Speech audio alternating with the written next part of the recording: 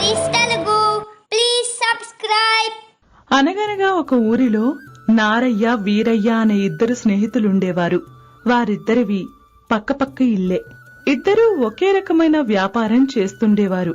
ఇద్దరూ పట్నం పోయి పిల్లలకు అవసరమైన దుస్తులు, బొమ్మలు ఇంకా ఇతర గృహోపకరణ వస్తువులు టోకున తీసుకొచ్చి చుట్టుపక్కల గ్రామాల్లో అమ్మేవాళ్లు. అయితే నారయ్య అమ్మటానికి వెళ్లే గ్రామాలకు వీరయ్య వెళ్లేవాడు కాదు. వీరయ్య అమ్మటానికి వెళ్లే గ్రామాలకు నారయ్య వెళ్లేవాడు కాదు. ఇలా ఇద్దరూ కష్టపడి వ్యాపారం చేస్తున్న పూటభత్యం పుల్లల వెలుగులా ఉండేది వారి పరిస్థితి. ఒకరోజు వ్యాపారం ముగిసిన అనంతరం ఇద్దరు మిత్రులు ఒకే చోట కలిసి ఇలా అనుకున్నారు. మిత్రమా, మనం ఎంత కష్టపడి 10 ఊర్లు తిరిగి సరుకులు అమ్మినా లాభం మాట దేవుడెరుగు. అసలు రావడానికే చాలా కష్టంగా ఉంది. నీ పరిస్థితి ఏంటి మిత్రమా? అనగానే వీరయ్య ఇలా అన్నాడు. ఏం చెప్పమంటావు మిత్రమా?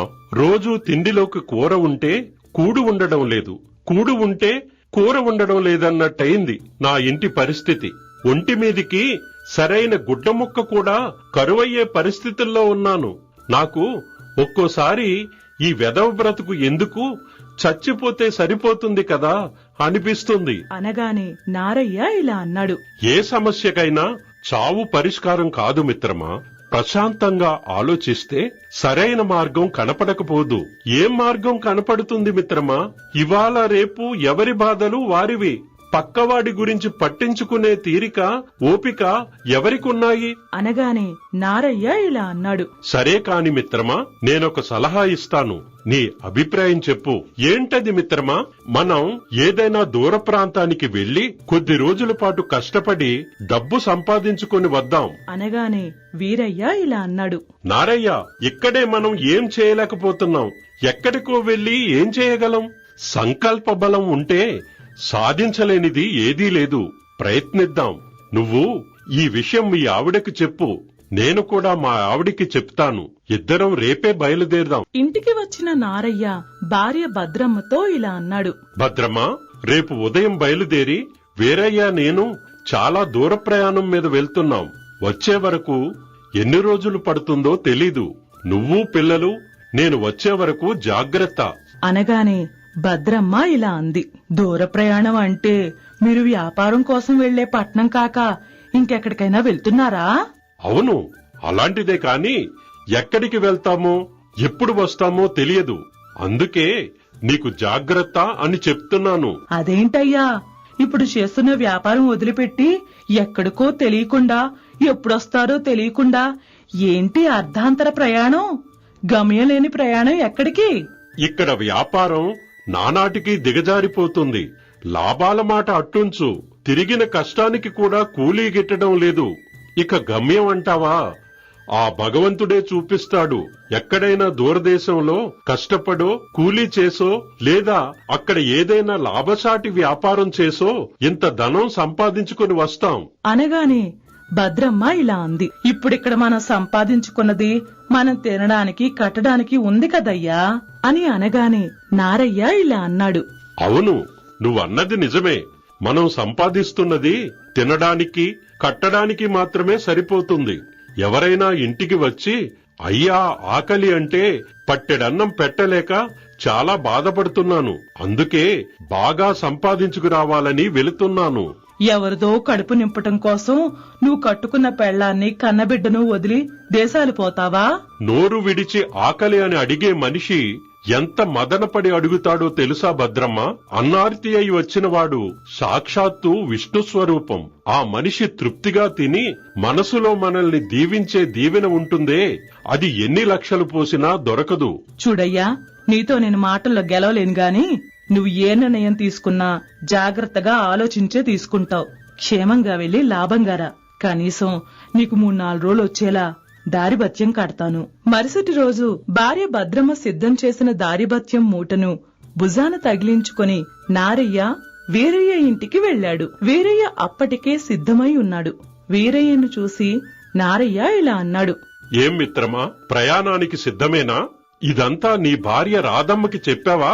అనగానే లోపల నుంచి వచ్చిన రాధమ్మ నారయ్యతో ఇలా అంది. అన్నా, ఇంత అర్ధాంతరంగా దూరదేశ ప్రయాణం అవసరమా?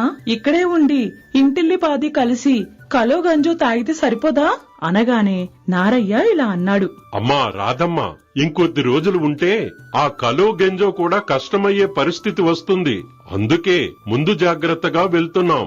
అప్పుడు రాధమ్మ ఇలా అంది.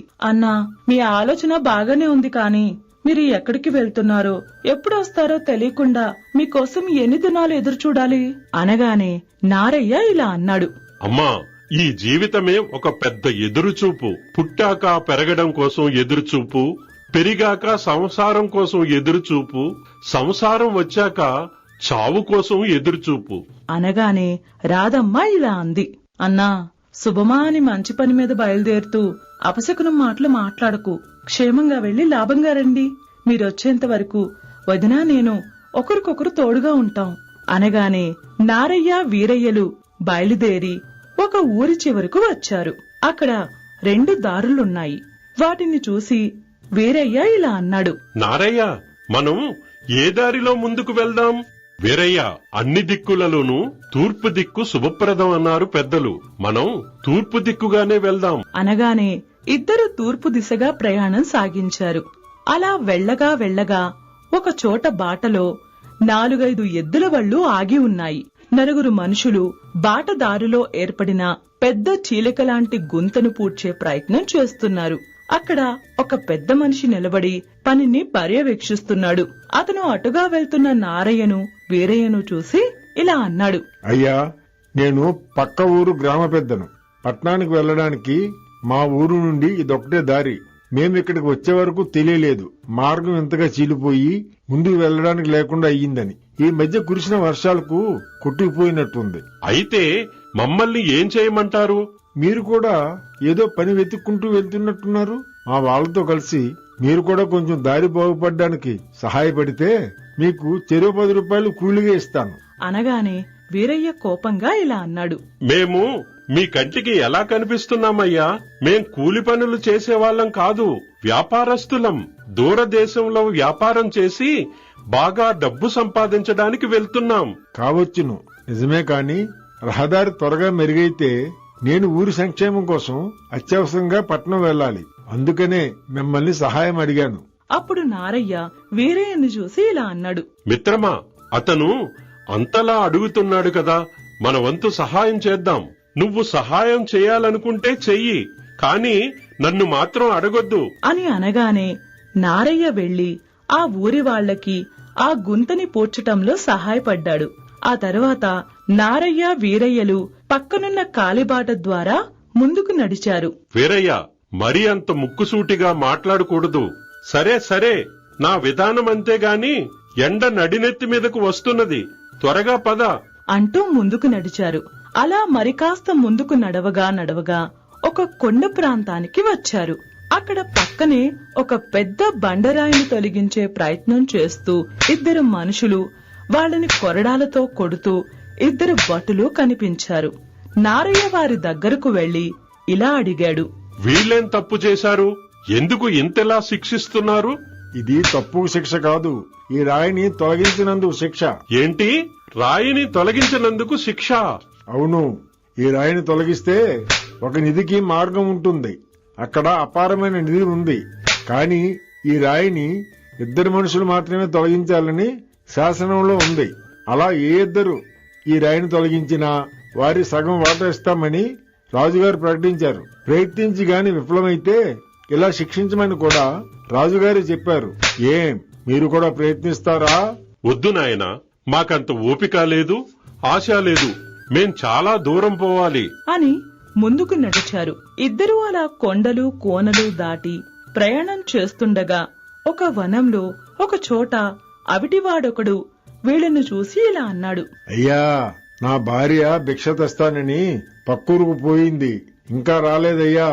ఆకలితో నా పేగులు నకనకలాడుతున్నాయి. తినడానికి ఏమైనా ఉంటే కొంచెం పెట్టండి అయ్యా, మీకు పుణ్యం ఉంటుంది అనగానే అవిటివాడిని చూసి చిరాకుగా వీరయ్య ఇలా అన్నాడు.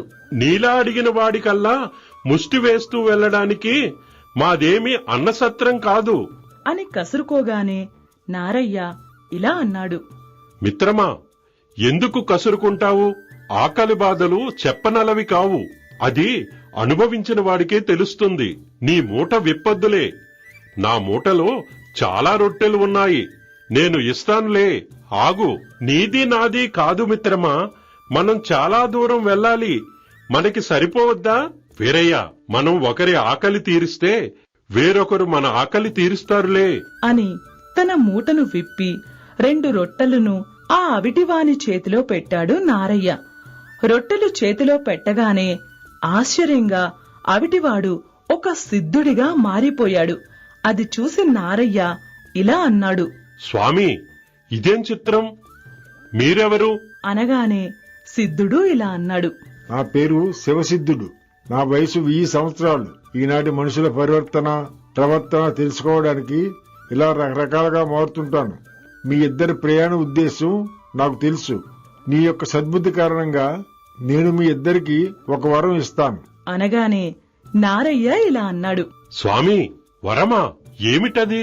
అప్పుడు సిద్ధస్వామి ఇలా అన్నాడు, కంగారు పడకండి నాయనలారా, మీరింకా ముందుకు వెళ్లవలసిన అవసరం లేదు. తిన్నగా తిరిగి ఇద్దరు ఇంటికి పోయి ఏది కావాలంటే అది కోరుకోండి. నా వరం ప్రభావం వలన అది జరుగుతుంది. కానీ గుర్తుపెట్టుకోండి, నా ఈ వరం ఒక్కసారికే పనిచేస్తుంది. జాగ్రత్తగా ఆలోచించి కోరుకోండి. అనగానే స్నేహితులిద్దరూ తిన్నగా ఇంటికి వచ్చేశారు. భర్త నారయ్యను చూసి భద్రమ్మ ఇలా అడిగింది, అదేంటయ్యా అప్పుడే వచ్చేశావు? మనసు మార్చుకున్నావా? నేనప్పుడే చెప్పాను కదా, దూర ప్రయాణం ఎందుకు, ఉన్న దగ్గరే కలో గంజో తాగొచ్చు అని. ఏదైతేనే మంచి పనే చేశావులే. అనగానే నారయ్య అసలు విషయమంతా చెప్పి ఇలా అన్నాడు, ఆ సిద్ధస్వామి ఇచ్చిన వరం ఒకేసారికి పనిచేస్తుంది కాబట్టి నిన్ను కూడా సంప్రదించి మనసులో ఆ స్వామిని తలుచుకొని కోరుకుందామని వచ్చాను. ఈ వరాలు కోరుకోవడాల గురించి నాకేం తెలుసునయ్యా. మనకు ఉపయోగపడేది నువ్వేది కోరినా నాకు సమ్మతమే. భద్రమ్మా, మన ఇంటికి ఆకలి అని ఎవరు వచ్చినా వాళ్ళకి కడుపు నిండా అన్నం పెట్టాలని నా చిరకాల కోరిక. నేను ఆ కోరికనే కోరుకుంటాను అని కళ్ళు మూసుకొని మనసులో సిద్ధస్వామిని తలుచుకొని తన కోరిక కోరుకున్నాడు. వెంటనే తదాస్తు అని ఒక గొంతు వినిపించింది. ఇక వీరయ్య కూడా విషయమంతా భార్య రాధమ్మకి చెప్పాడు. అప్పుడు రాధమ్మ ఇలా అడిగింది, మరి నువ్వేం కోరుకుందామనుకుంటున్నావయ్యా? అప్పుడు వీరయ్య ఇలా అన్నాడు, మనకి బయట నుండి అందరూ డబ్బివ్వాలి. మనం ఎవ్వరికీ రూపాయి కూడా ఇవ్వకూడదని కోరుకోవాలనుకుంటున్నాను. బాగుంది, అలాగే కోరుకో. అందరూ మనకు డబ్బివ్వాలి, మనం ఎవ్వరికీ డబ్బులు ఇవ్వకూడదు. అనగానే వీరయ్య సిద్ధస్వామిని తలుచుకుని తను అనుకున్న వరం కోరుకున్నాడు. అతనికి కూడా తదాస్తు అన్న గొంతు వినిపించింది. అంతే, కొంతకాలం తరువాత వీరయ్య బిచ్చగాడై అందరి దగ్గర అడుక్కుంటూ ముష్టెత్తుకోసాగాడు. ఇక నారయ్య అనతి కాలంలోనే ధనవంతుడై ప్రతిరోజు 10 మందికి అన్నదానం చేస్తూ కష్టాల్లో ఉన్నవారికి ధన సహాయం చేస్తూ కలకాలం హాయిగా జీవించాడు. మిత్రులారా, స్వార్థం లేకుండా 10 మందికి సహాయపడాలని భగవంతుణ్ణి కోరుకునే వరం మంచి ఫలితాలను ఇస్తుంది. నేను మాత్రమే బాగుండాలనే స్వార్థపూరితమైన వరం వీరయ్యలాగా భిక్షగాన్ని చేస్తుంది. మా ఈ కథ మీకు నచ్చినట్లయితే లైక్ చేయండి, షేర్ చేయండి, మా ఛానల్ ని సబ్స్క్రైబ్ చేయండి. మీ విలువైన అభిప్రాయాలను కామెంట్ రూపంలో తెలియజేయండి. ధన్యవాదాలు.